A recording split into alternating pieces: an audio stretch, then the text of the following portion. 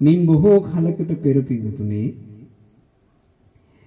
සිද්ධාර්ථ නමින් අරහත් සම්මා සම්බුදුරජාණන් වහන්සේ නම ලෝකෙ පහළ වුණා. සිද්ධාර්ථ බුදුරජාණන් වහන්සේගේ කාලේ එක ගෝපලු පුත්‍රයෙක් හිටියා. ගෝපල්ලා කියලා කියන්නේ කාටි? හරක් බලා ගන්න කෙනාට. තමන්ගේ හරක් බලාගෙන ඉද්දී මේ ගෝපලු පුත්‍රයාට දකින්න ලැබුණා සිද්ධාර්ථ බුදුරජාණන් වහන්සේ පින්ඩ පාති වැඩම කරලා ලැබිච්ච දානේ පාත්‍රෙත් අරගෙන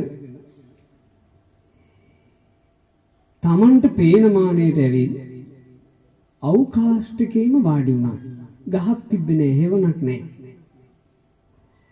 සාමාන්‍ය ගෝපල්ලෙක් හරක් නවත්තන්නේ ලොකු පිට්ටනියලනේ. ගහක් නැති පිට්ටනියක බුදුරජාණන් වහන්සේ ඇවිල්ලා වාඩි වුණා. යන්තම් රස්නෙත් තියෙනවා. මොකද දන්වල දන්නේ උදේවරුවේනේ. කිනි කාෂ්ඨකයක් නෑ. හැබැයි යන්තම් රස්නේ තියෙනවා. වාඩි වෙලා හිටියොත් එක දිගට ඒ රස්නෙට අමාරු වෙන තරම් රස්නයක් තියෙනවා. මේ ගෝපල පුත්‍රයා කල්පනා කළා මේ බුදුරජාණන් වහන්සේට අමාරු වෙනවා. ඒ භාග්‍යතුන් වහන්සේ උදෙසා මම මොකක් හරි හේවණක් හැදුවා. මෙයාට හේවන පිණිස බිත්ති බැඳලා යම් ග්‍රහයක් හදන්න තරම් වත්කමකුත් නැහැ. ඒකට හැකියාවකුත් නැහැ. ඒ සමීපම කැලේ තිබ්බ මහරි ගස්.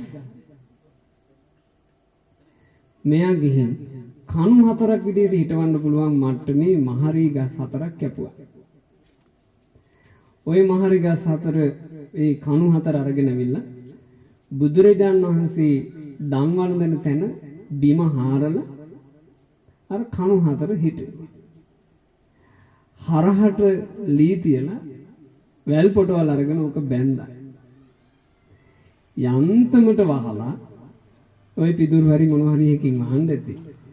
යන්තම් වහලා පොඩි වහල කෑල්ලක් එක්ක බුදුරජාණන් වහන්සේට දානේ වළඳන්න හේවණක් උදෙසා පොඩි පැලක් ඇටෙව්වා. ඒකට හැදුවා කියනවට වඩා ඒක නේද වචනේ. පැලක් ඇටෙව්වා.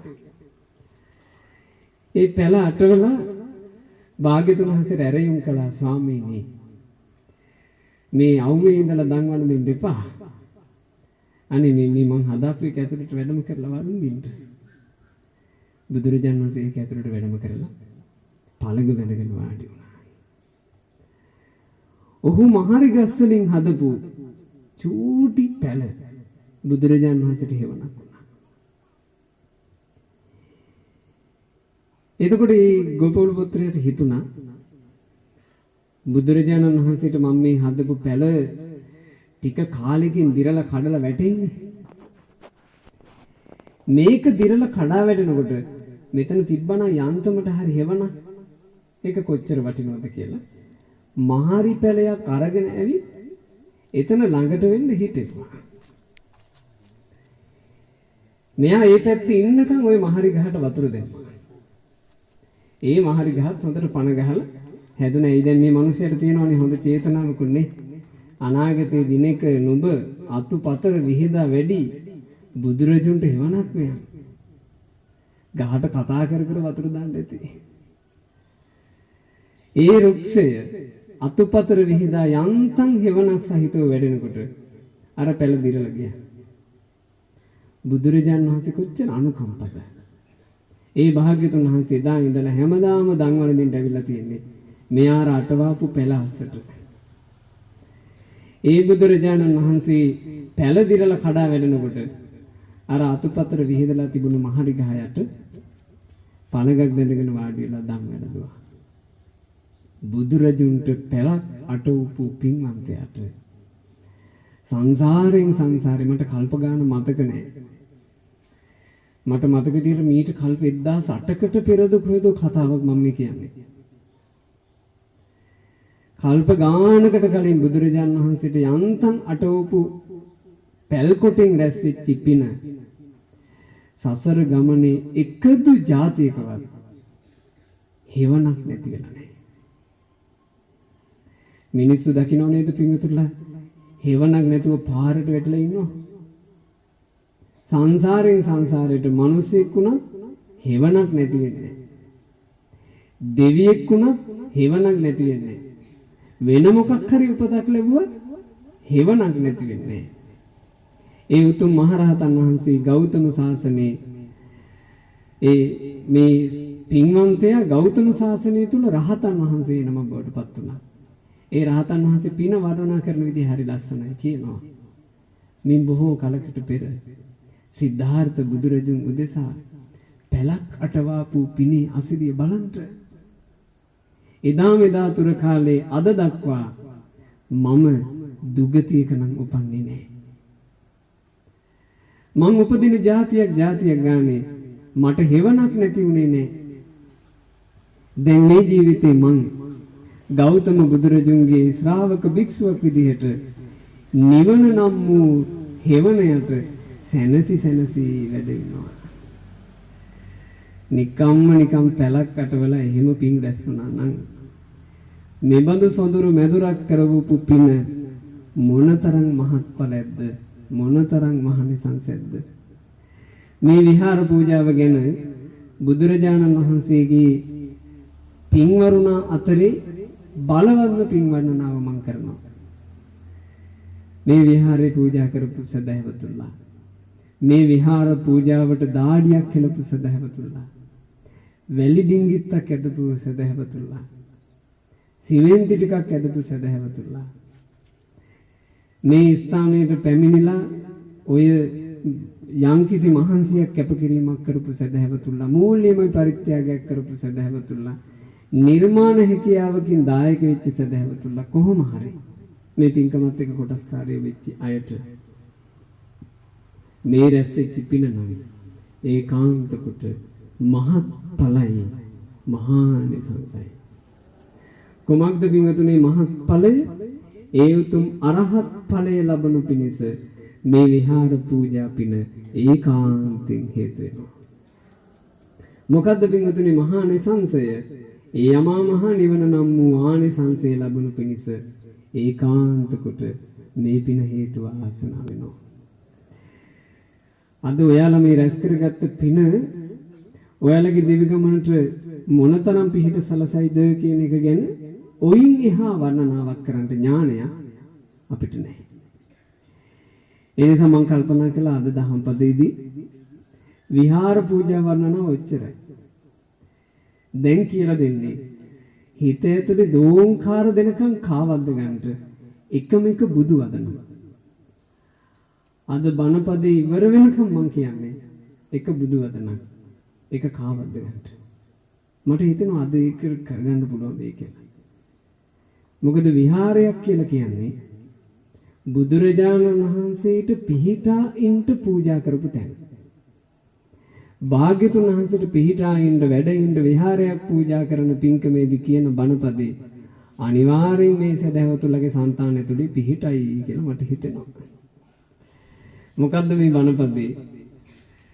බුදුරජාණන් වහන්සේ දේශනා කළා භික්ෂු භික්ෂුණී උපාසක උපාසිකා අපි හැම දිනාට කල්යාණ කම්මං කරගත යුතු යහපත තුරිතේ නේව කාතබ්බං ඉක්මනට කරගන්නට. මොකක්ද මේ බණපදේ? කල්යාණ කම්මං කරගත යුතු යහපත තුරිතේ නේව කාතබ්බං ඉක්මනට කරගන්න. ඔය බණපදේ පින්වතුනි අද හදවත් ඇතුළට කාවද්ද ගන්න.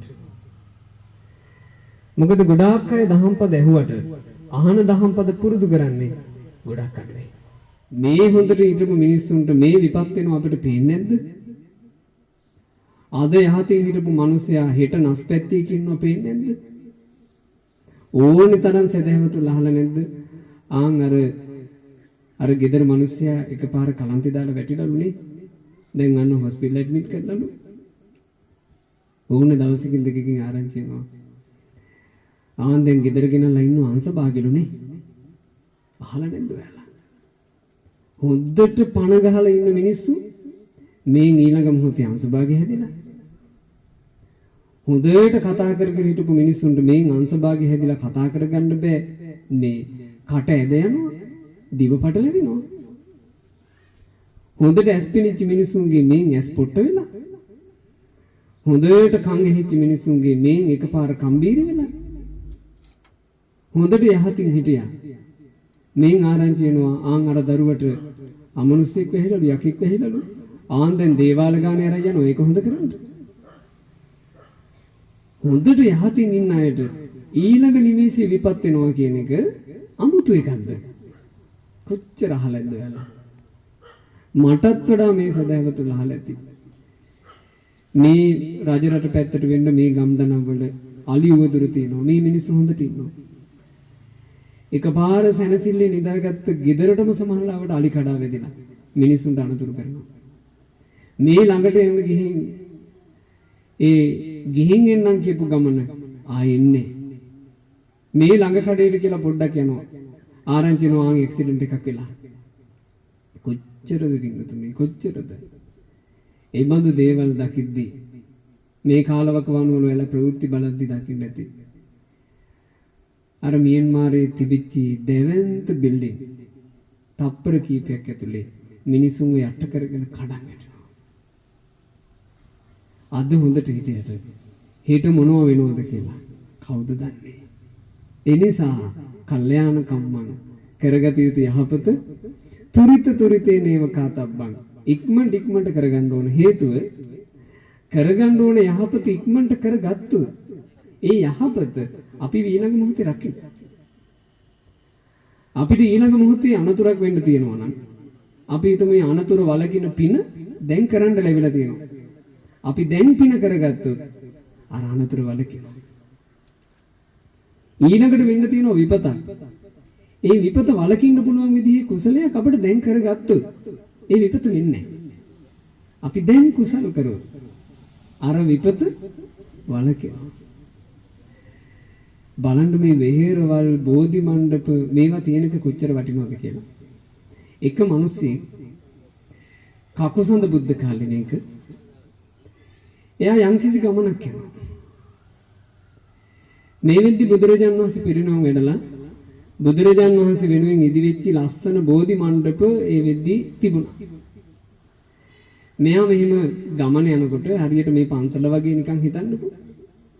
මේ පාර අයිනෙමනේ පන්සල. එයා පාර අයිනෙන් ගමන යනකොට එයාට දකින්න ලැබුණ ලස්සන බෝධි මණ්ඩපේ බෝධින් වහන්සේ වැඩ ඉන්නවා. හිතුණා මේ මිනිහයාට ගමන යන එකේ බෝධින් වහන්සේත් වැඳගෙන යනවා. පොඩ්ඩක් ඇතුළට ආවා. බෝධි මණ්ඩපෙට ඇවිත් බෝධින් වහන්සේගේ දිහා බලලා හිත පහදවගෙන අනේ සාදු සාදු කියලා වැලි මළුවේ පසඟ පිහිටවල වැඳා. වැඳලා ඔලුව උස්සන්න බැරි වුණා නේ පින්වතුනි. ඒ මිනිස්සයා වඳිනකොටම වැස්සක්වත් තිබ්බේ නැහැ. එකපාර මේ මිනිස්සයාගේ ඇඟටම හෙනයක් ගැහුවානේ. බෝමළුවේ හෙනයක් ගැහුවා. ඒ කාලේ ශ්‍රද්ධාවක් නැති මේ කටවාචාල උඩඟු මිනිස්සු සමහරවිට කියන්නේ ඇති ඕම් බෝධිය වඳින්න කියලා පෙනේද බෝහෙවණයටම හෙන ගහලා වාචාලෙ එහෙම කියන්නේ නැති. ඒ මිනිහයට වාසනාවක් ලැබුණා. හෙනේ ගහන්න ඕන්න මෙන්න බෝධිය වැඳගෙන. බෝධිය වැඳත් නැතත් හෙනේ ගහනවා. ලැබිච්ච වාසනාව තමයි බෝධිය වැඳගන්න ලැබෙන තප්පරයට පස්සේ තමයි හෙනේ ගැහුවේ. කොච්චර අන්තිම තැනට ඇවිත් තිබ්බද කියන්නේ බෝධිය වැඳලා ඔලුව උස්සන්න කලින් හෙනේ ගැහුවා. ඉතින් ඔයාලයි මායි දන්නවද අපිට මොන හෙනයක් ගහන්න තියෙනවද කියලා ඉස්සරහට?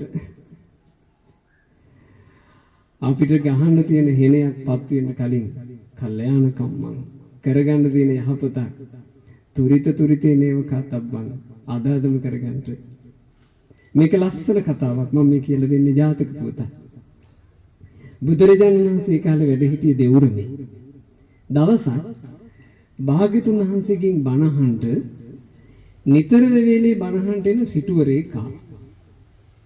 ඒ සිටුතුමා දැන් මෙහෙම ඉස්සරහා වාඩි වෙලා බණ අහනවා.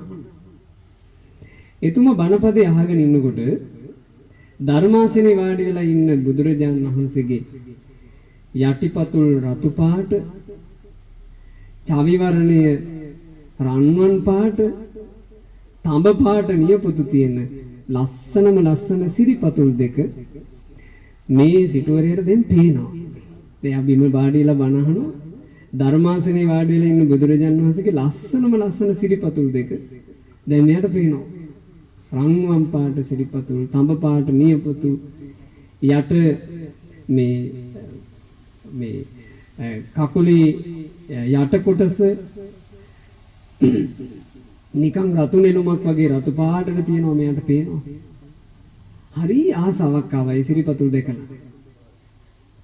කල්පනා කළා අනේ මට බුදුරජාණන් වහන්සේගේ මේ ලස්සන සිරිපතුල් දෙකට පාවහන් ජෝඩුවක් පනඳන්න නැත්නම් බුදුරජාණන් වහන්සේට පාවහන් ජෝඩුවක් පූජා කරලා ඒ පාවහන් පැලඳ බුදුරජාණන් වැඩම කරනවා මට දකින්න නැත්නම් ආසාවක් ආවා.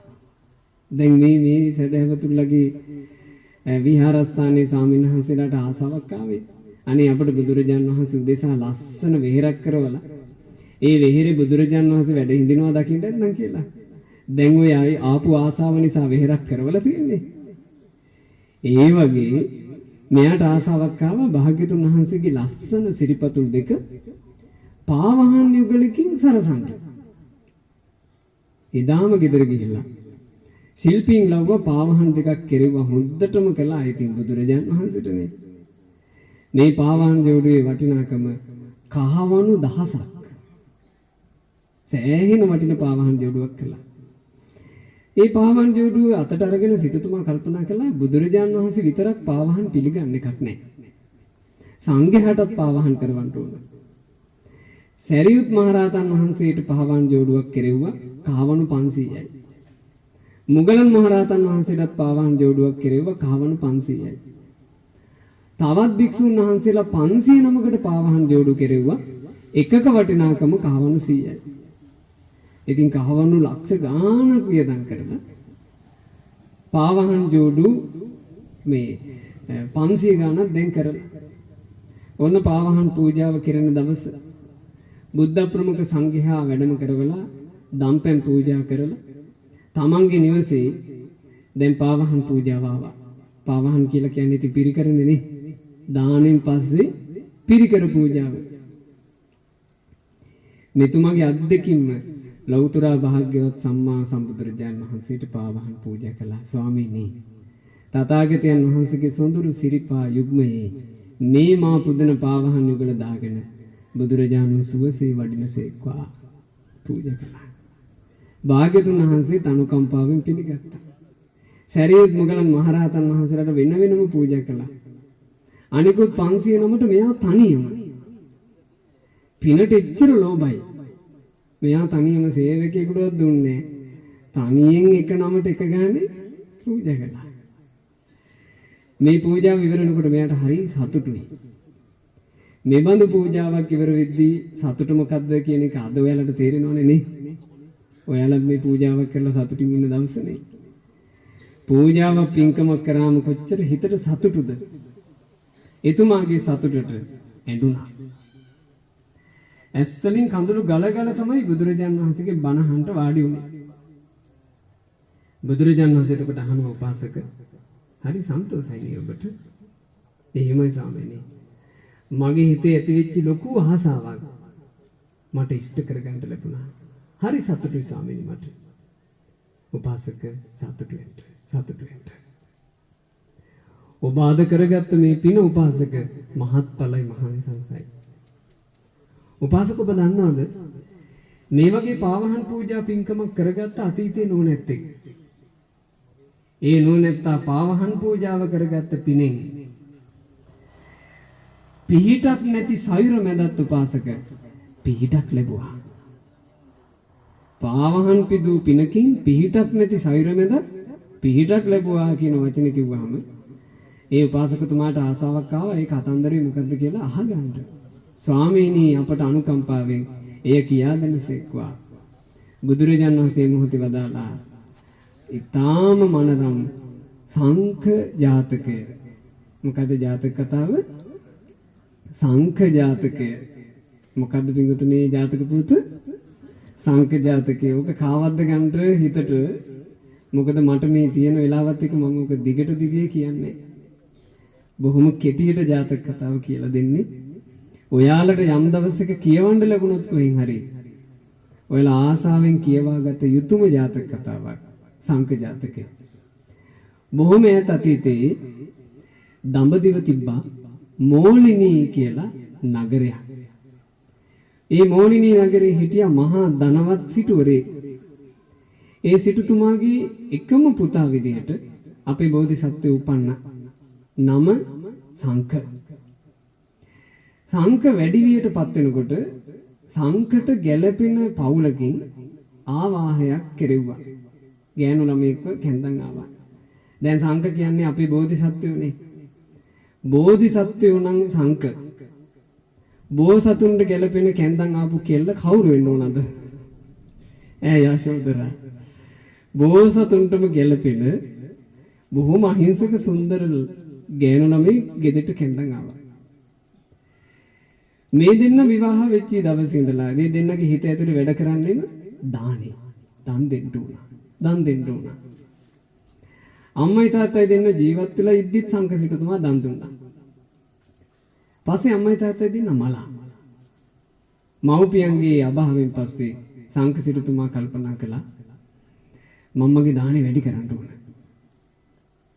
මේ දන් දෙන්න ලැබිලා තියෙන මොහොතේ ප්‍රමාද නොවි දන් දෙන්න ඕන. දානෙමයි පිට. දැන් එහෙම හිතන්නේ ඇයි? බෝධිසත්වෙක්නේ. දාන පාරමී පුරන් වෙන කෙනෙක් නේ. අද අපිට දන් දෙන්න හිතෙන්නේ පිංගුතුනේ බුදු කෙනෙක්ගෙන් බණ අහපු නිසානේ. බණ කියන්න කවුරුන් නැතත් බෝධිසත්වයන්ට දන් දීම ගැන හිතුන මේ මෙහෙම.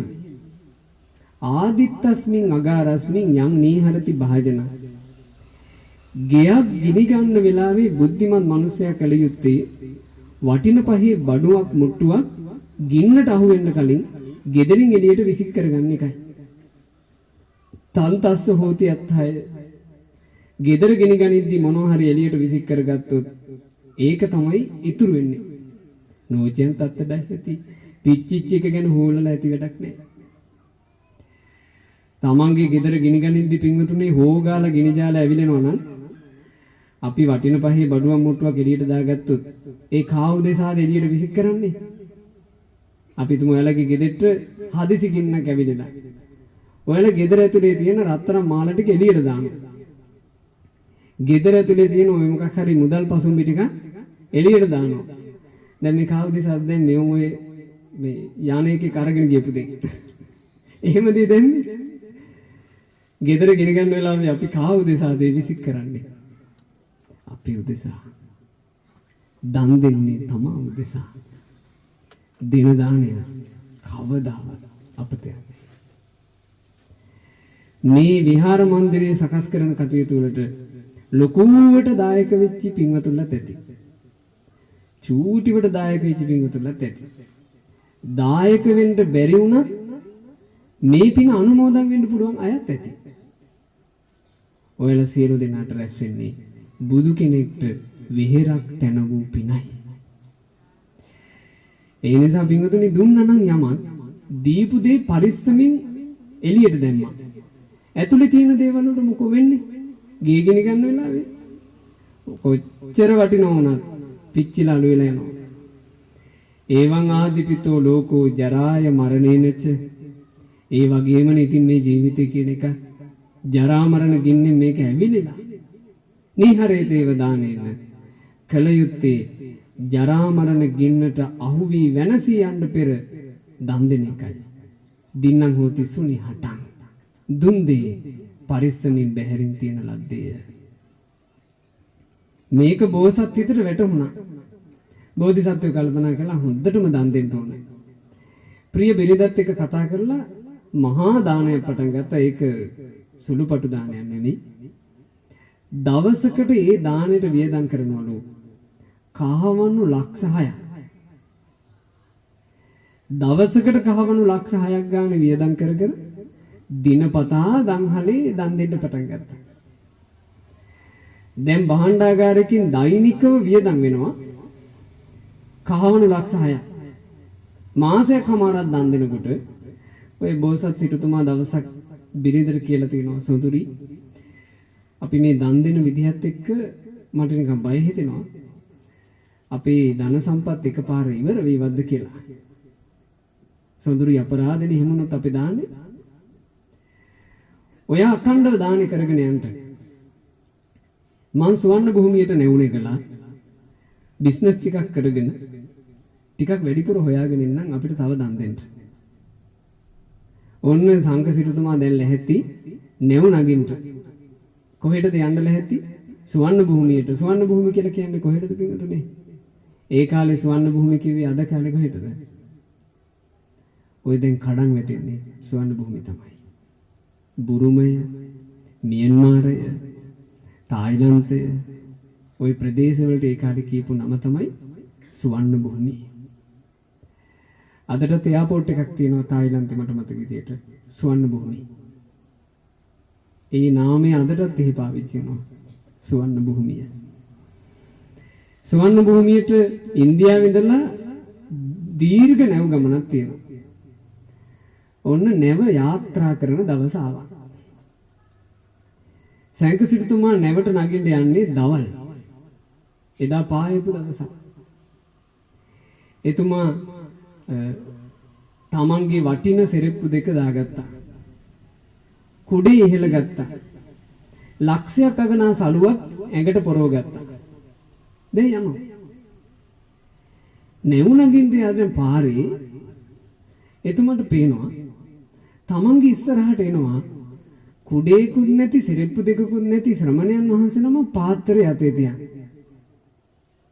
මේ කවරෙද්ද මේ ශ්‍රමණයන් වහන්සේ? ඒ සදහැවතුනේ පසේ බුදුරජාණන් වහන්සේ නමක්. පසේ බුදුරජාණන් වහන්සේලා කියලා කියන්නේ සම්මා සම්බුදුවරු නැති කාලයට මේ ලෝකයට පහළ වෙන අසීරිමත් මුනිවරු කොටසක්. අපි ওই පසේ බුදුරජාණන් වහන්සේලා ගැන ගොඩාක් කියවලා තියෙනවා. අපේ දහම් පොත්වල තියෙනවා ගොඩාක් පසේ බුදුරුන්ගේ විස්තර. ජාතක කතා ගොඩක තියෙනවා පසේ බුදුරු ගැන.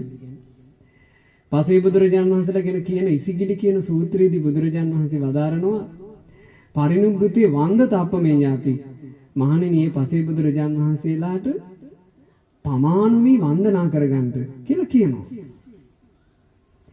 ඒ අපිට ඒවා කියවලවත් අපිට තදට දැනුන්නේ අපිට පසේ බුදුරු වැඳ ගන්න පිළිවෙලක් නැහැනේ කියලා හිතුනේ. අපේ ගුරු දේවයන් වහන්සේට හිතිලානේ. පසේ බුදුවරුන්ට මේ යුගයේ මිනිසුන්ට වන්දනා කරගන්න තිබ්බනම් කොච්චර හොඳද? එහෙම හිතලා අපේ ගුරු දේවයන් වහන්සේ මාළවේ පිට්ටුකල මහමෙවුනා භාවනා අසපුවේ මේට කලකට කලින් ආරම්භ කරන්න පටන් ගත්තා ශ්‍රී පසේ බුදු මන්දිරය. දැන් මේ වෙනකොට මම මීට සතියකට කලින් ගියා. හිතා ගන්න බෑ ලස්සන. දැනට තියෙන ලස්සන හිතා ගන්න බෑ. තාම මේ ඒ ශිල්පීන් මහන්සි වී තාම හදන ගමන් හදද්දි තියෙන ලස්සන හිතා ගන්න බෑ. මේ එළඹෙන බක්පොයට ශ්‍රී පසේ බුදු මන්දිරය ගෞතම සාසනයට පූජා වෙනවා.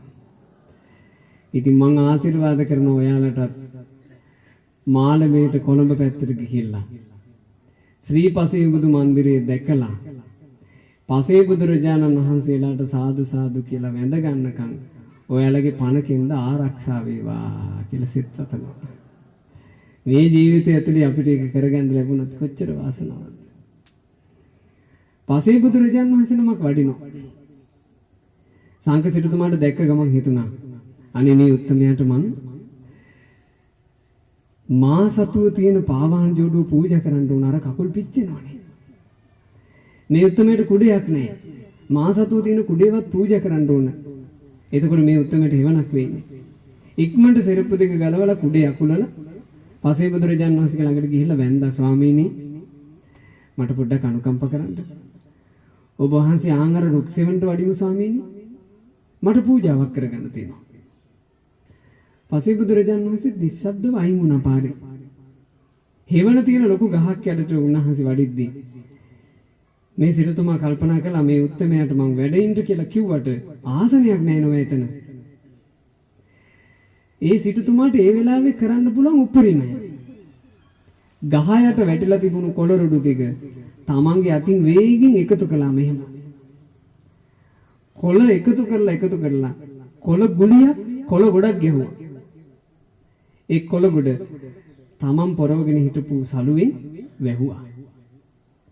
නිකන් පොඩි ලේයර් එකක් තියෙන කුෂන් එකක් වගේ පොඩි ආසනයක් හැදුවා. පසේ බුදුරජාණන් වහන්සේට වැඩ ඉන්න ආසන පූජා.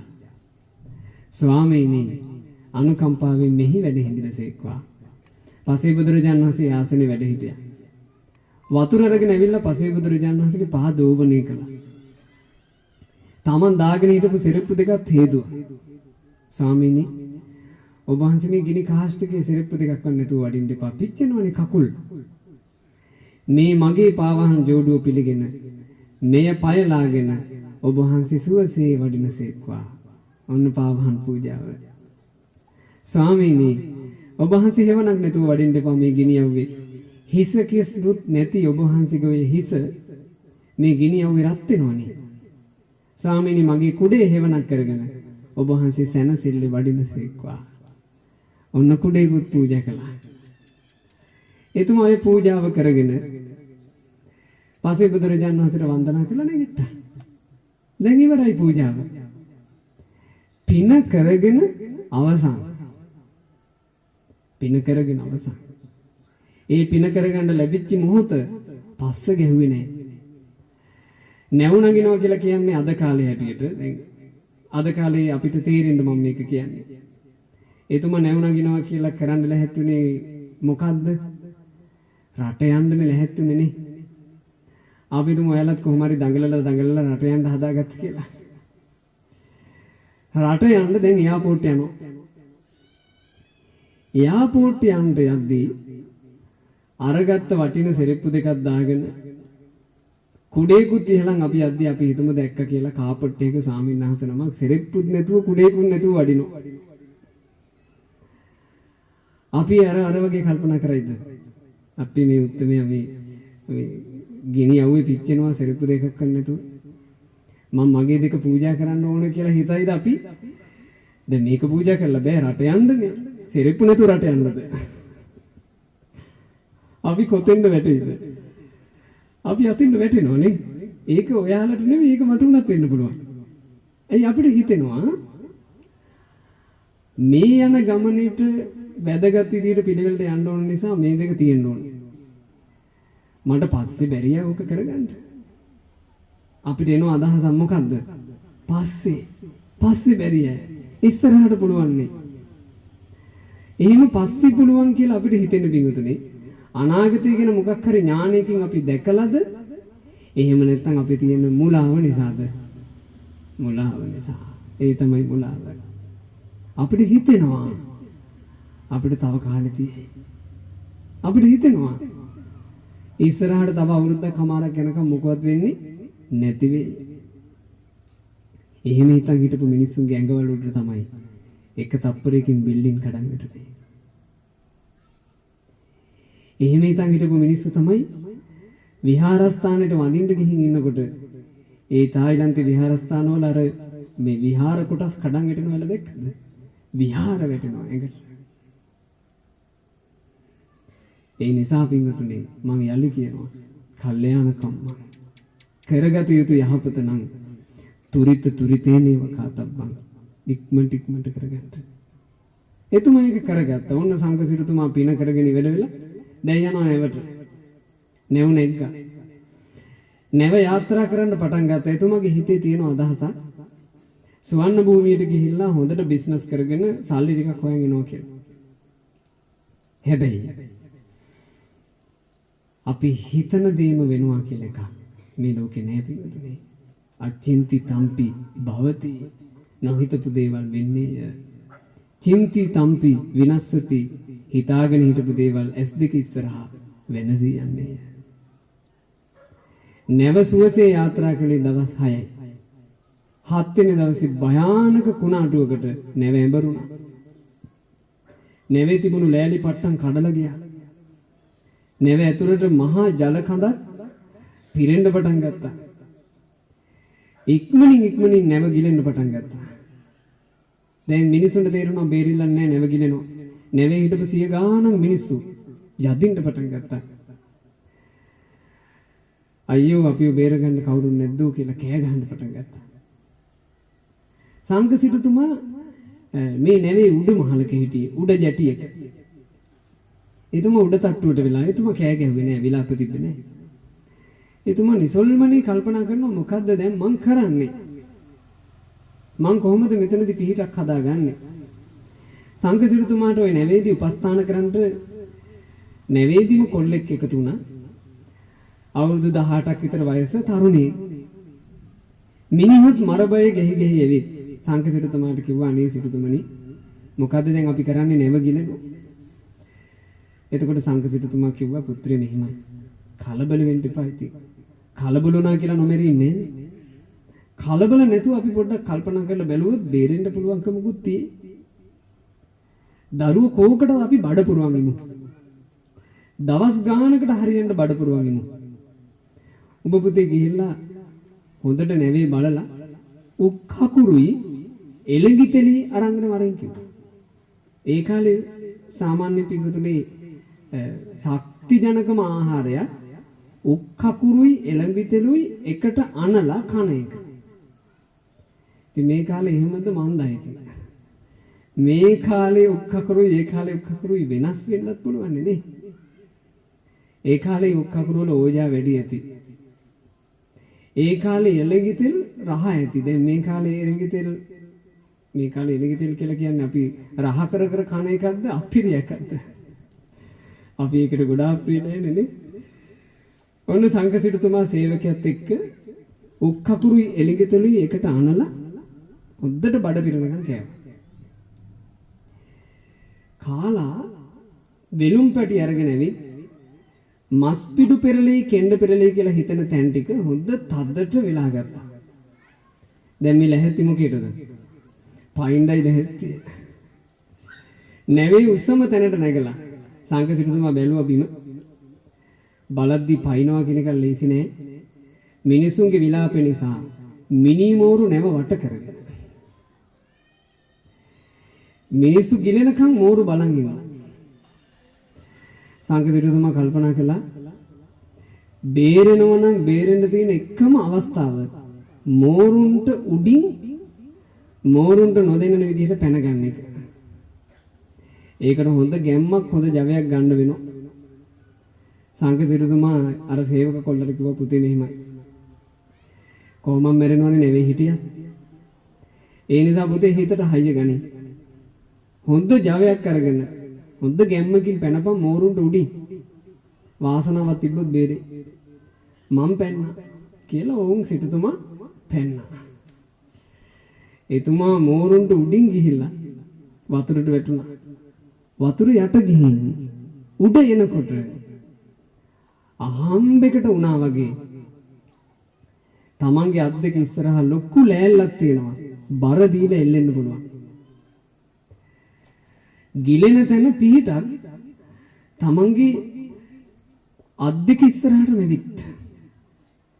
මේ මොකක් නිසාද? අහම්බෙකට වුණා වගේ ලෑල්ලක් අත් දෙක ඉස්සරහා.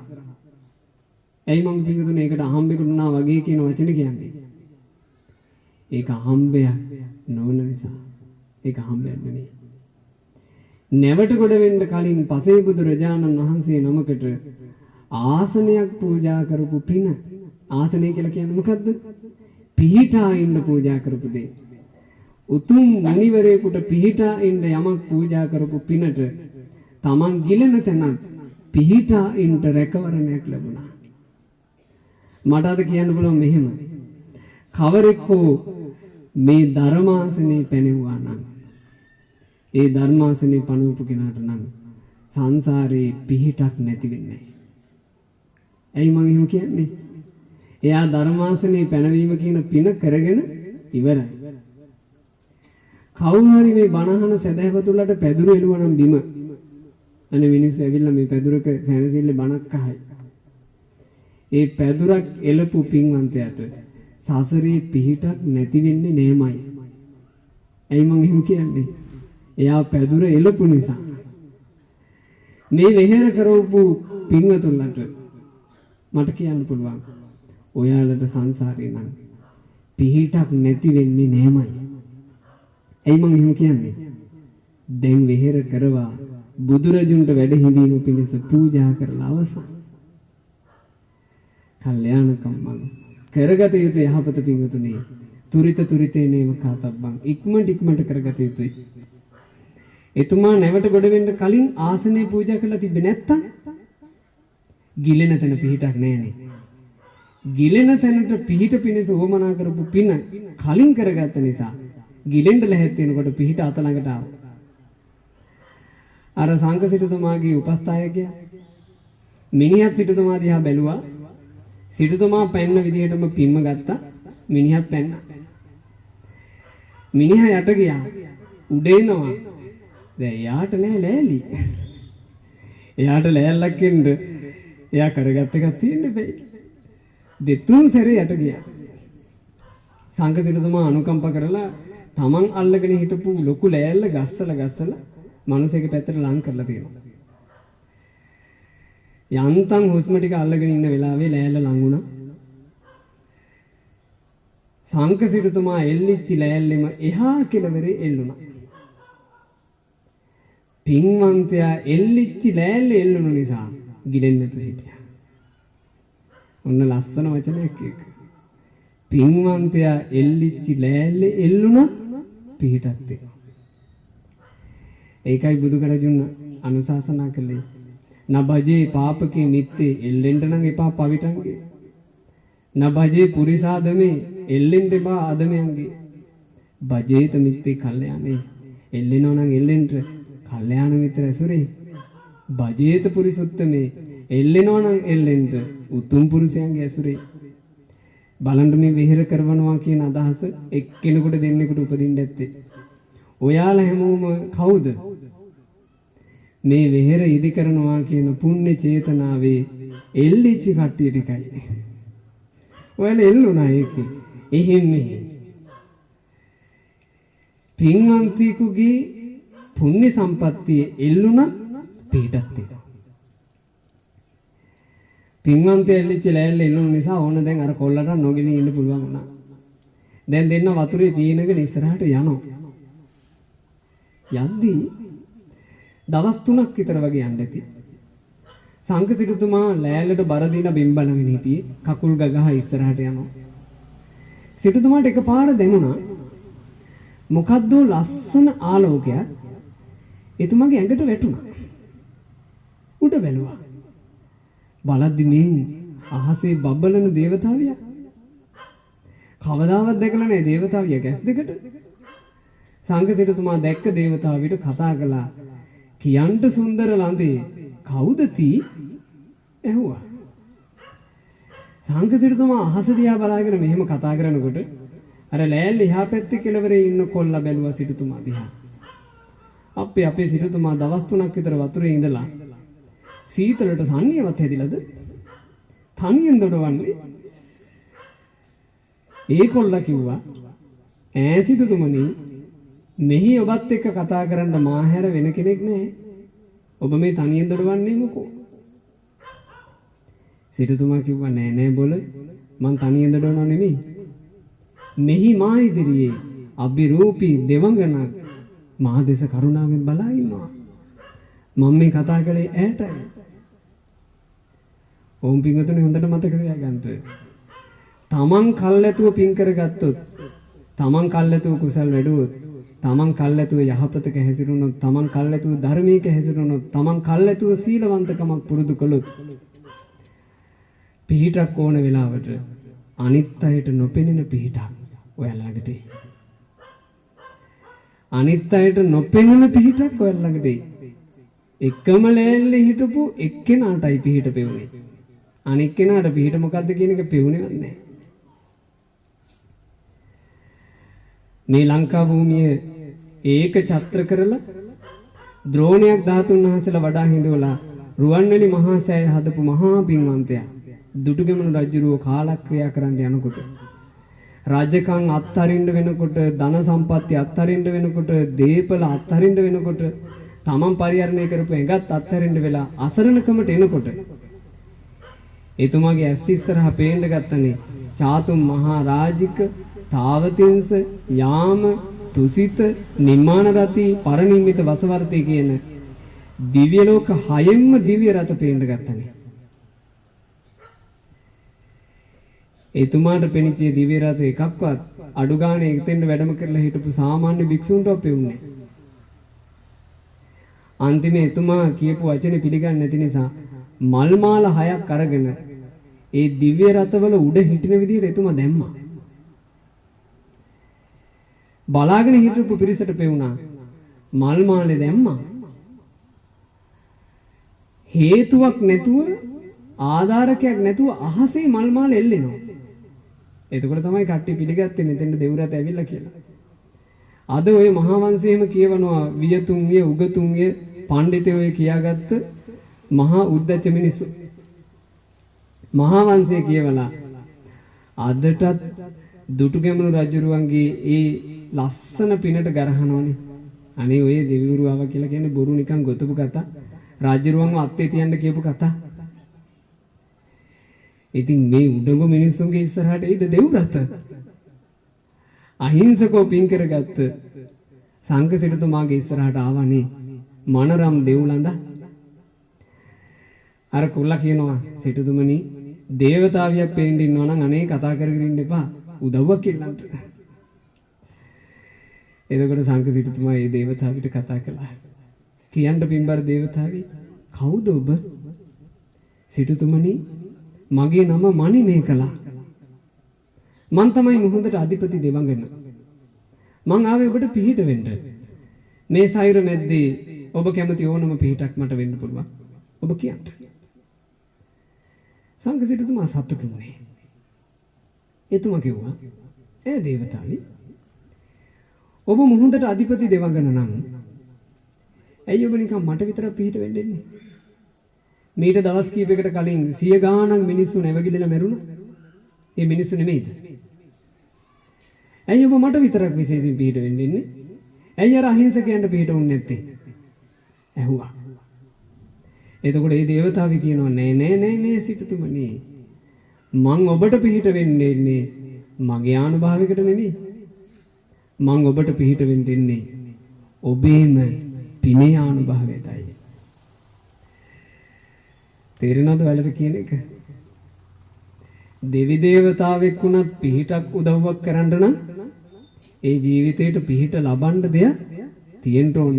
ආන් ඒ නිසා පින්වතුනි කල්යාණ කම්මං කරගන්න තියෙන යහපතක් නම් තුරිතේ නේව කාතබ්බන් ඉක්මනට කරගන්න. අද මේ කරපු පින්කමේ ආශිර්වාද වල ලබන්න සමහර වෙලාවට ඇති මේ අවුරුදු 10ක් විතර මේ විහාර කර්මාන්ත කෙරලා තිබෙනවනේ. මේ විහාරේ කරන්න මුල් කාලේ අනේ විහෙර හැදෙනවා නම් කොච්චර එකක්ද කියලා ආසාවෙන් පටන් ගත්ත ආච්චි අම්මලා සීයලා කී දිනේ මේ වෙනකොට මැරි නැද්ද? එයාලට විහෙර කරනවා කියන වැඩේ ගැන අහන්න ලැබුණා, පටන් ගන්න ලැබුණා. හැබැයි සම්පූර්ණ කරන පිනට ඉන්න බැරුව ගියානේ. ඔයාලා අපි වාසනාවන්තයි. මෙහෙම විහාර පූජාවක් කරනකම් අපේ පණ කෙන්දට මොකුත් නොවි තාම තිබුණා. අපි මේක කරගත්තා. සංඝ සිටුතුමා අර දේවතාවිට කියනවා දේවතාවි ඔබ මට විශේෂයෙන් පිහිට දෙන්න තරම් මං කරගත්ත පින මොකද්ද? බලන්නකෝ තමන්ගේ පින ගැන දැන් කාගෙන්ද අහන්නේ? අනුන්ගෙන්, දේවතාවියෙක්ගෙන්. ඒ කියන්නේ සිටුතුමාට මතක නෑ තමන් කරගත්ත පින. අද සමහර අයට ප්‍රශ්නයක් තියෙනවානේ. පින්කම් නම් කරනවා ස්වාමීන් වහන්සේ පින් මතක හිටින්නේ නෑනේ. මගේ තික ආච්චි අම්ම කෙනෙක් ඇවිල්ලා ඇහුවා. අපේ අසපොලට කාලයක් බණ අහන්න එන ආච්චි කෙනෙක්. ඒ ආච්චි මේ ඇස්වල කඳුළු පුරවමු කිව්වේ ස්වාමීන් වහන්සේ දැන් කොච්චර කලක් අපි පින් කළාද? මේ පින්කම් මතක හිටින්නේ නෑනේ. මම එතකොට ඇහුවා අම්මා පින් කළාද? කළා ස්වාමීන් වහන්සේ. හරි අම්මා කළා නම් මතක හිටත් එකයි නැතත් එකයි. කලේ නැත්තම් තමයි විශේෂයෙන් මතක හිටින්න ඕනේ. මට මේ පින කරගන්නත් බැරි වුණා, මේක කරගන්නත් බැරි වුණා, මේක කරගන්නත් බැරි වුණා. ඒ නිසා කරගන්න ඕනේ. පින කරගත්තා නම් මතක හිටත් නැතත් පිනේ උදව්ව තියෙනවමයි. ඇයි හේතුව? පින බුදුරජාණන් වහන්සේ උපමා කළේ ඡායාව අනපායිනී හැර නොයන හේවණැල්ල වගේ කියලා. හේවණැල්ල ඔයාලගේ පස්සේ ඉන්න ඔයාලට මතක හින්දාද? හේවණැල්ල බැරි වෙලාවත් අමතකුනොත් එහෙම හේවණැල්ල ගෙදර නවතිනවද? අද මාව මතක් කරේ නෑ මං යන්නේ. එහෙම හේවණැල්ල නවතිනවද? අපිට අමතකුනොත් පිටුනේ හේවණැල්ලට අපි අමතක නෑ. ඒ වගේ ඔයාලා කරගත්ත පින්කම් ඔක්කොම ඔයාලට අමතක වුණා. සමහරුන්ට එහෙම වෙනවනේ. මරණාසන්න කාලේ වෙනකොට මොකක් හරි ලෙඩක් හැදෙනවා. දරුවවත් අමතක වෙනවා. ඔක්කොම අමතක වෙලා ගියා. ඔයාලා රැස් කරපු පිනට ඔයාලා අමතක වෙන්නේ නැහැ. රැස් කරගන්න පින් රැස් කරගන්න පින් මේ මෙහෙම.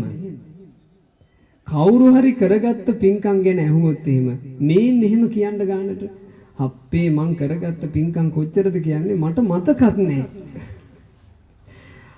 එහෙම කියන්න පුළුවන් ගන්නට පින්කම් කරගන්න. මං කරගත්ත පින්කම් කොච්චරද කියන්නේ මට මතකත් නැහැ. එහෙම කරගන්න මට්ටමකට ඔයාලා පින් කරගන්න. සංඝ සිටුවරයා පින ගැන අහනකොට දේවතාවි කියනවා ඇයි සිටුතුමනි ඔබට මතක නැද්ද?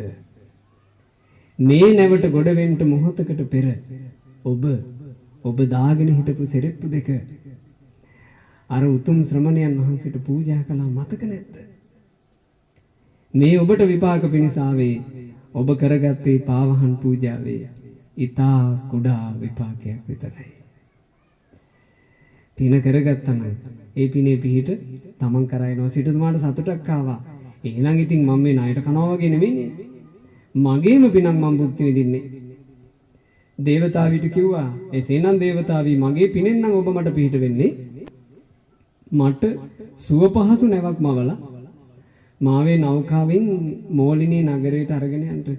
ඕක තමයි මට දැන් ඕන උදව්ව. ඒ දේවතාවි සංඝ සිටුතුමා වෙනුවෙන් ලස්සන නැවක් මැව්වා. ඊ නැවට වහලයකුත් තිබ්බා. දැන් සිටුතුමා ඉල්ලුවේ නෑනේ වහලා. දැන් කොහෙන්ද මේ පාත්තුනේ වහලක්? ඇයි ඒ නැවට වහලා? ඉල්ලන්නෙත් නැතුව නැවට වහලක් ලැබුණා. කොමක් නිසාද? එතුමා නැවට ගොඩ වෙන්න කලින් අර පසුවේ බුදුරජාණන් වහන්සේට සෙවණක් පිදුවා කුඩයක්. කුඩයක් පිදූ පිනේ විපාකේ ඉල්ලුවක් නැතත් තමා කරා ආවා. හොඳ හේවණක් තියෙන සුවපහසු නැවක් ලැබිලා. සංඝ සිටුතුමාව දේවතාවි දේවර්දියෙන් නැවට ගොඩ කරගත්තා. දැන් නැව යන්න ලැහැත්ති. නැව පිටත් වෙලා යන්න සූදානම් වෙද්දී සිටුතුමා එකපාර දේවතාවිට කිව්වා හෝ දේවතාවි දැන් අර මගෙත් එක්ක එකට ලෑල්ල හිටපු කොල්ලව දායන්නේ නැද්ද? එයාවත් නග ගන්න නැවට. එතකොට මේ දේවතාවි කිව්වනේ මෙහෙම කතාවක්. සිටුවරය මට මෙහි ඔබ හැර අන් කිසිවෙකුත් නොපෙනේ. ඈ කිව්වනේ සිටුවරය මට මෙහි ඔබ හැර අන් කිසිවෙකුත් නොපෙනේ. පින්වතුනි දෙවි දේවතාවුන්ට පියවි ඇසට පේන මිනිස්සු ඔක්කොම පේනවා කියලා එකක් නැහැ. දෙවියන්ට පේන්නේ පින්වන්තයව. දෙවියන්ට පේන්නේ කුසල් කරන කෙනාව. දෙවියන්ට පේන්නේ යහපතක ධර්මයක හැසිරෙන කෙනාව. දෙවියන්ට පේන්නේ සීලවන්තයව. දෙවියන්ට පේන්නේ අම්මා තාත්තා ආදී Tamanට උදව් කරපු Tamanගේ ලෝකයට හයියක් වෙච්ච අය ගැන කෙලෙහි ගුණ තියෙන කෙනාව දෙවියන්ට පේනවා. Tamanට ශිල්ප දීපු ගුරුවරු මතක කෙනාව දෙවියන්ට පේනවා. හරියට බණපොතේ කියනවා. ඒ බඳු පින්වන්තයව දෙවියන්ට පේන්නේ ඝන අඳුරේ දැල්වෙන පහන වගේ. ඝන අඳුරේ කට්ට කළුවරේ දැන් බලන්න මේ ලස්සන බල්බ් බෙල් දාලා. දාවලක දාලා තිබ්බනම් මේ බල්බ් බෙල් ලස්සනට පේනවද? දැන් කළුවර වැටෙන්න මේව ලස්සනයි. අන්ධකාරයේ දිලෙන පහනක් වගේ පින්වන්ත ගුණවන්තයව දෙවියන්ට පෙනේ. පිනක් ගුණයක් නැත්තම් අන්ධකාරයේ නිවිලා ගියපු පහනක් වගේ දෙවි දේවතාවුන්ට ඌව පෙනෙන්නේ නැත. අද සමාජලාවට මිනිස්සු ජීවිතේට ප්‍රශ්න අහපුවම පපුවට අත්වලින් ගගහා පතනවා. මේකේ 33 කෝටියක් විතර ඉන්න දේවතාවන්ගෙන් එකෙක්ටවත් මාව පේන්නේ නැද්ද? එහෙම කිව්වට පෙනේද? පෙනෙන්න නම් ගුණයක් ඕන. පළතුරු වට්ටි උස්සගෙන යනවා ප්‍රශ්න අහපුවම. පළතුරු වට්ටි එහෙ තියාගෙන 5000 කොළ පළතුරු වට්ටි උඩ ගහගෙන පොලිම යනවා. ওই කතරගම් දෙවලට එහෙම මම දැකලා තියෙනවනේ යනවා. කතරගම් දෙවලට මේ දුස්සීල ධර්මයක් හැසිරෙන්නේ නැති පිරිස ගිහිල්ලා පිහිටක් නොලැබුණාම දෙවියන්ටත් බැන බැනින්නේ. ඔය දෙවිවරු කියලා කොටසක් නැහැ විකාර කතා. දෙවිවරු නෑ නෙමෙයි. දෙවියන්ට පේන්නේ නෑනේ. ඇයි අම්මට උඹතෝ කියන කෙනෙක් තමයි පළතුරු වට්ටිය උස්සන් යන්නේ. තාත්තට උඹතෝ කියන තාත්තට අසුත්සන චරිතයක් තමයි පළතුරු වට්ටිය අරන් යන්නේ. ඉතින් දෙවියන්ට පෙනේද? තමන්ගේ ගුරුවරුන්ටත් ඇදකුද කරන නංවානම් කියන චරිතයක් තමයි පළතුරු වට්ටිය උස්සන් යන්නේ. පෙනේද දෙවියන්ට? බිරිඳ පොඩ්ඩක් එහෙ මෙහෙ වෙච්ච ගමන් සල්ලාලකම් කරන ස්වාමියා පොඩ්ඩක් එහෙ මෙහෙ වෙච්ච ගමන් සල්ලාලකම් කරන තැනැත්තෙක් හෝ තැනැත්තියක් තමයි පළතුරු වට්ටිය උස්සන් යන්නේ දෙවියන්ගෙන් පිහිට ඉල්ලන්න. පෙනේද දෙවියන්ට? දේවාලේ තොරණ ගාවට යනකම් සිගරට් එකක් උර ගිහිල්ලා තමයි දේවාලෙට යන්නේ. පෙනේද දෙවියන්ට?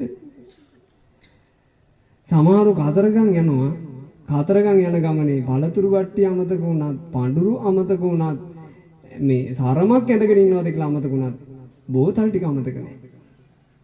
යන ගමන අතරතුරේ මේ හාස්‍යයක් විහිළුවක් නෙමෙයි සදහැවතුනේ. මෙහිම මොකද්ද බෙලහීන යථාර්ථයක් අපිට තියෙනවා. අපේ ලංකා භූමියට සුද්දෝ ගොඩ වහිනකොට රොබර්ට් නොක්ස් කියන කෙනා දැක්ක කතාව එදා හෙළ දෙවෙනි කියන පොතේ තියෙනවා. මම හිතනවා දරුවෝ එහෙම කියවලා ඇති. එදා හෙළ දෙවෙනි. එදා හෙළ දෙව පොතේ තියෙනවා රොබර්ට් නොක්ස් සිංහලයා ගැන කියනවා. සිංහලයා සුද්දෝ මත්පැන් බොනවා දැක තැතිගත්තාලු. අපේ මේකුන් ලේබනවා. සිංහලයා තැතිගත්තාලු බය වුණාලු. මේ සුද්දෝ මත්පැන් බොනවා දැකලා. අද මට හිතෙනවා සුද්දෝ තැති ගන්නවා ඇති මේකේ බොන ඇයෝ බොන බීම දැකලා. ඒ බඳු චරිතයක් පළතුරු වට්ටියක් උස්සන් ගියාට පිහිටක් තියෙයිද? මට හිතෙනවා නිකන් දේවාල වලට දෙවියන්ට පේනවා ඇති පළතුරු වට්ටි පොලිමක් එනවා වගේ. පුද්ගලයෝ නැත. ගේනයි පේන්නේ පේ. ඒ නිසා අඩු ගානේ ඔයාලගේ ජීවිතවලට ප්‍රශ්නයක් වෙද්දී පිහිටක් ඉල්ලන්න පුළුවන් ගානටවත් ජීවිතය අපි ලස්සන කරගන්න ඕන. කල්යාණකම්ම කරගත යුතු යහපත තුරිතේනේම කාතබ්බන් ඉක්මනට කරගන්න සදහැවතුනේ. ඉක්මනට කරගන්න. සංඝ සිටුතුමාට හරි දුක හිතුණා. සිටුතුමා අර කොළුවට කතා කරලා කිව්වා පුත්‍රේ බලාපන් මේ දේවතාවෙට උඹව පේන්නේ. උඹව දේවතාවෙට පේන්නේ නැත්තේ පින් නැති නිසා. පුතේ මා කියන දේ අසපන්. යමේ තව කෙනෙකුගේ පිනක් අනුමෝදන් වුණොත් පිනක් අනුමෝදන් වීමත් පිනක්. හිත ඇතුලේ තද්දට තියාගන්න පින්වතුනි වචනේ. මොකද මම මේ විහාරයට ඇවිල්ලා මේ විහාරය ඇතුළට මම මල් පූජා කරන්න යනකොට මට ඉතුරුනේ ඒ කොටස විතරයි. මම මෙතෙන්ට වඩිනකොට මම මේකට වැලි කැටයකින් තරමකින්වත් මම මේකට දායකයෙක් වෙලා නැහැ. මට ඉතුරුනේ එච්චරයි. මොකද්ද? පින අනුමෝදන් වීමේ පින. පිනක් අනුමෝදන් වීමත් පිනක්. සංඝ සිටුතුමා කිව්වා පුත්‍රය මං කරපු පින්කම් ගැන ඔබට කියනවා. උඹ කළා වගේ සතුටින් අනුමෝදන් වෙනවා. මා මේ නැවට කොට වෙන්න කලින් උතුම් ශ්‍රමණේකට ආසනයක් පූජා කළා අනුමෝදන් වෙනවා. මං ඒ උත්තමයාට පාවහන් ජෝඩුවක් පූජා කළා අනුමෝදන් වෙනවා. මං ඒ උත්තමයාට කුඩයක් පූජා කළා අනුමෝදන් වෙනවා. මර බයටත් එක්ක අර කොල්ල ලෑල්ලට බර වෙලා සාදු සාදු කියලා අනුමෝදන් වුණා.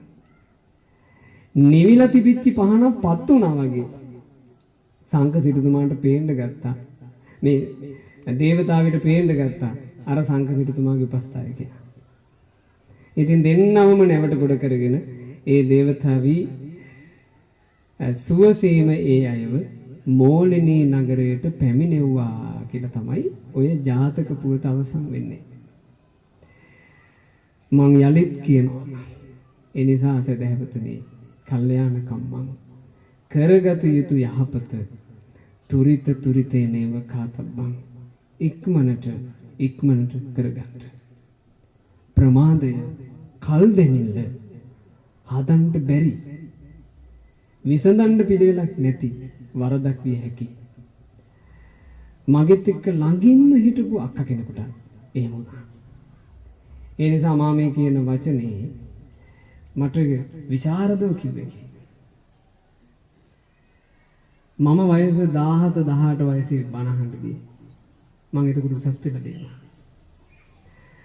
උසස් පෙළට පන්ති යද්දී මට වඩා අවුරුද්දක් වැඩි මහා ලක්කා කෙනෙක් හිටියා. ඒ අක්කා මං කරපු විෂය ධාරාවෙන්මයි මේ උසස් පෙළ කළේ. මට වඩා වැඩිමහල් නිසා මට වඩා මගේ විෂයන්ගෙන් වැඩිපුර ඉගෙනගෙන තියෙන නිසා මම ඒ අක්කත් එක්ක ගොඩාක් අවස්ථාවල විෂය කාරණා කතා කරගෙන ගිහින් තියෙනවා. ඔය අතරේ මම ධර්මයක් ඇහුවා. අහන දහම් කාරණා මට මතක හිටාම මට නිකන් ඉබේට වගේ කියවෙනවා. ඕවා. මේ අක්කත් එක්ක බස් එකේ වාඩි වෙලා කතා කර කර යද්දි මං ඉඳලා හිටලා අහපු මතක හිටපු බණපදයක් දෙකක් දානවා. වචන 2යි 3යි ආයේ වැඩි බණ කතා කරන්න බෑ. ඒ අක්කට බණ ඇල්ලුවේ නැහැ. පොඩ්ඩක් කතා කරනකොට ඒ අක්ක මට කියනවා මල්ලි ඕවා දැන් මොඩුවට ගන්න එපා. ඔයා ඔය කියන ඒවා ඇත්ත. මල්ලි අපි සිල් රකින්න ඕන හැබැයි දැම්ම නෙමෙයි. අපිට ඔකට තව කාලෙ තියෙනවා. මල්ලි අපි භාවනා ආදී කරන්න ඕන හැබැයි දැම්ම නෙමෙයි. ඔකට තව කාලෙ තියෙනවා. දැන් මල්ලි ඉගෙන ගන්න. මේ ඉගෙන ගන්න කාලේ ඕව අරගෙන ඔළුව විකාර කරගන්න එපා. මට යක්ක ඔහොම කියද්දී මගේ ළඟ විශේෂ දහම් දැනුම නොතිබිච්ච නිසා අද තියෙන දහම් දැනුම මට තිබෙන්නේ නෑනේ. ඒ නිසා මට හිතුණා ඒ අක්ක කියන එක ඇත්තනේ. මටත් 17යි. තව තියෙනව නෙවෙයි. ඇයි මට බලපුවම පේනවා මේකේ 80ක් 90ක් හිටියකි. 17යි 80යි 90යි ගත්තාම තව තියෙනව නෙවෙයි සෑහෙන්න. මමත් ඒක ඒ විදිහටම ගත්තා. ඒක ඇත්තට මේ අක්කගේ නොලැබීම. මම ඔය අක්කට ඉතින් එහා මුකුත් කතා කරේ නෑ. අන්තිමේ මම පැවිදි වෙන්න ආවා මගේ දෙමව්පිය අවසර දීපු නිසා. මම පැවිදි වෙන්න ඇවිල්ලා අවුරුදු 6ක් 6මාරකට පස්සේ මාව හොයාගෙන ඒ අක්කා ආවා කියලා මට පණිවිඩයක් ආවා. මම ඒ අක්කව බලන්න යනවා. යද්දි මට පේනවා ඉස්සර මා දැකපු රූපේ ඈට නෑ. ඇයිගේ තිබුණ ලොකු ඝනකම් කොණ්ඩයක්. ඒ කොණ්ඩේ වෙනුවට ඈ දැන් ඔළුවේ යොතාගෙන ඉන්නවා සුදු පාට තුවාල. මම එතකොට යක්කගෙන් ඇහුවා මොකක්ද අනේ උනේ? අනේ ස්වාමීන් වහන්සේ දැන් අවුරුදු 3ක් විතර කැන්සර් එකක්. ඒ අක්කයි තමන්ගෙත් එක්ක ගොඩාක් කියලා කතා කළා. ඒ කතා බහෙන් පස්සේ ඒ අක්කට වැඩි ආයුෂයක් තිබෙන්නේ බොහොම ටික දවසකින්. මගෙත් එක්ක එදා මුණ ගැහිලා මාස 4යි ඒ අක්ක ජීවත් වුණේ. 4 මාසෙකින් ඒ අක්ක මිය ගියා. ඇය මට කී හිටියා මල්ලි තව කාලේ තියෙනවා කියලා. ඇයටත් කාලේ නැති බව ඇය දැනගෙන හිටියේ නැහැ. ඒ නිසා පිටුනේ අපිට තව කොච්චර කාලයක් තියෙද කියලා අපි දන්නේ නැහැ.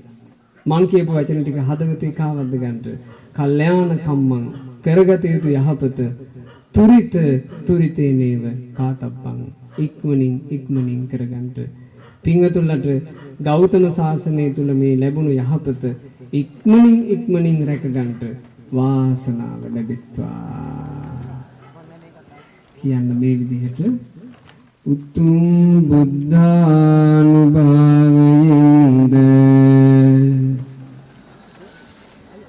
ධම්මානුභාවයෙන්ද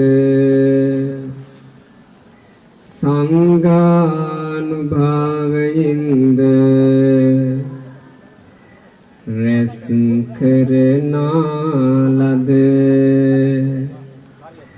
මේ උතුම් පින්කමේ පුණ්‍යානුභාවයෙන්ද අපගේ මෙලොව ජීවිත වාසනාවන්ත වේවා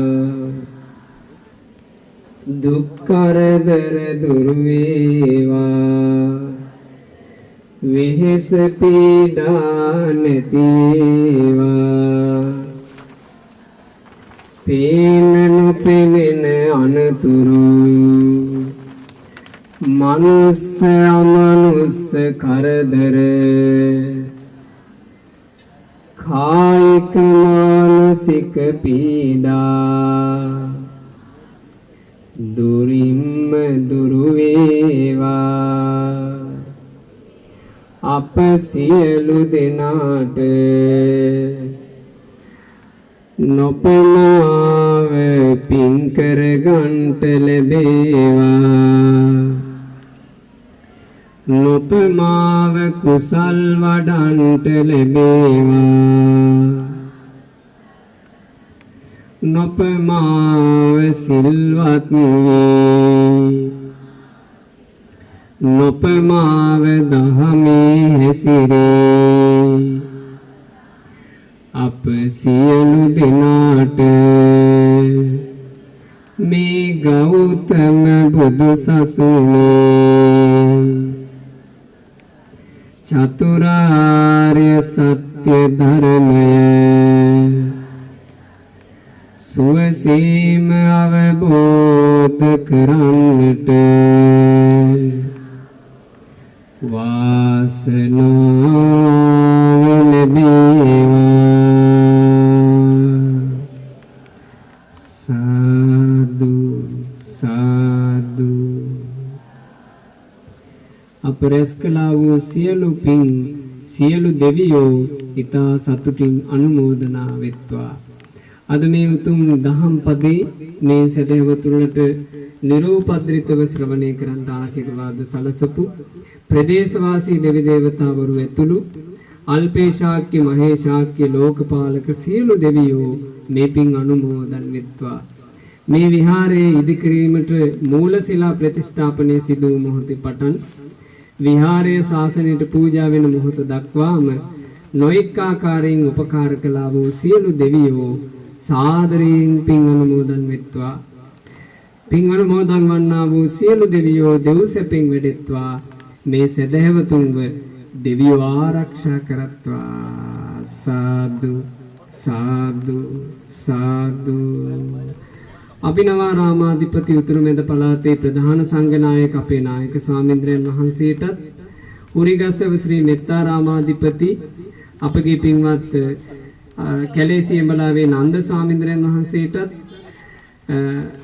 මාගේ ගුරු දේවෝත්තම පරම පූජනීය අවසරයි කිරිබත්ගොඩ ඥානානන්ද පින්වත් ලොකු ස්වාමීන් වහන්සේටත් උරිගස්සව ශ්‍රී මෙත්තාරාම විහාරස්ථානයේ විහාරාධිකාරී මේ සදහවතුන්ලගේ කල්යාණ මිත්‍ර අපේ පින්වත් කාන්තලේ සුමංගල ස්වාමීන්ද්‍රයන් වහන්සේටත් මේ සියලුම පින් අනුමෝදන් වෙත්වා විහාරවාසී සියලු පූජනීය මහා සංඝරුවනට පින් අනුමෝදන් වෙත්වා පින්වන්ත මහා සංඝරුවන නිදුක් නිරෝග සුවයම ලබත්වා ප්‍රාර්ථනීය බෝධියකින් අමා නිවනින් සැනසෙත්වා සාදු සාදු සාදු රැස් කර ගන්නට යෙදුනා වූ උතුම් පින අප කාගෙත් නමින් නියදෙන්න යෙදුණු සියලු ඥාතීන්ට අනුමෝදන් වෙත්වා විශේෂයෙන් විහාරස්ථානයේ දායක කාරකාදීන් යමෙක් කලුරිය කොට මිය පරලෝ ගොස් සිටිනම් ඒ සියලු දායක කාරකාදීන් ඇතුළු කොට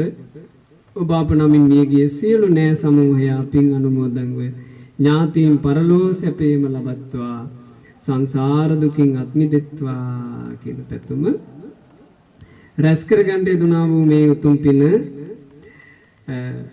විශේෂයෙන් සිහි කැඳවීම කරනවා විහාරස්ත සතර පෙරුවේ දායක කාරකාදී සදහවතුන්ලාට මේ පිනේ ආශිර්වාදය මුළු මහත් දිවි ගමනටම එකසේ සමසේම ලැබේවා බුදුරජුන්ට සුවසේ වැඩ ඉඳීම පිණිස වෙහෙරක් පූජා කරපු පින පින්වතුන්ලට සුවසේ ජීවිතය ගත කරන්නට ආශිර්වාදයක් වෙත්වා.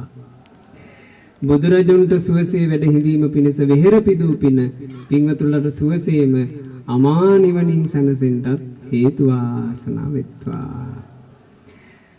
රැස් කරගන්න යුතුනා වූ පින මිදෙල්ලාවේ පදිංචි ව්‍යාපාරික සුජීව රත්නරාජ මහත්මයාට අනුමෝදන් වෙලා සියලු ආකාරයෙන් ආශිර්වාද සැලසේවා. ආදරණීය දෙමාපියන් දෙපළටත් සියලු ආකාරයෙන් ආශිර්වාද සැලසේවා. ඉතින් මේ පින්කමේදී අපි සිහි කැඳ විය යුතුයි මේ උතුම් සුන්දර විහාරය ආරම්භ කරලා